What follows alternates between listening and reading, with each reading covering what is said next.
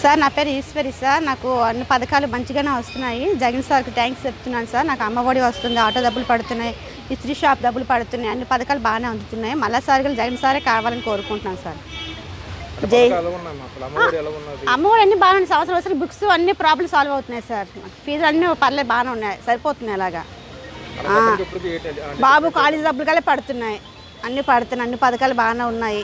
మాకు దీనివల్ల అయితే అంత మంచిగా జరిగింది. కానీ అంటే చంద్రబాబు నాయుడు ఉన్న పరిపాలనకి ఇప్పుడు పరిపాలనకి అడుగుతున్నారు తేడా. ఇప్పుడు బాగానే ఉన్నాయి అంతే. మరి ఇప్పుడు ఆటోకి 10,000, అమ్మఒడి ఒక 13,000 పడుతున్నాయి. మరి ఇస్త్రీ షాప్ 10,000 అంటే సంవత్సరానికి ఎంత పడుతుందండి? అలాగే ఇప్పుడు మా అత్తయ్య గారికి 18,000 డబ్బులు పడుతున్నాయి. మా మామయ్యకి పింఛన్ వస్తుంది, మాకు ఇల్లు ఒకటి వచ్చింది. అన్ని పథకాలు బాగానే ఉన్నాయి. మా వారికి అయితే బాగా అన్ని బాగా అందుబాటులో ఉన్నాయి. ఓకే, సభకు హాజరవుతుంది సార్, కంపల్సరీ హాజరవుతాం, అతను గెలిపించుకుంటాము. ఓకేనా? బాగుంటుంది సార్. ఎందుకంటే ఇంక డెవలప్మెంట్ ఇంకా బాగా అవుతుంది. విశాఖపట్నం కల్లా బాగా, విశాఖపట్నం సిటీ బాగా డెవలప్మెంట్ అవుతుంది. మాకు అది మెయిన్ కావాలి సార్.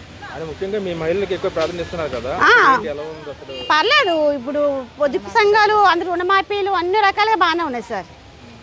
అన్ని పథకాలు బాగానే ఉన్నాయి. అది సార్. ఓకే,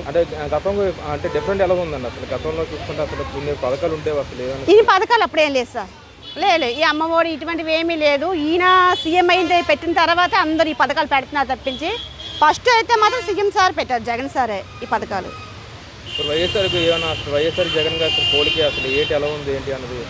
పర్వాలేదు, వచ్చి జగన్ సారే వస్తారు.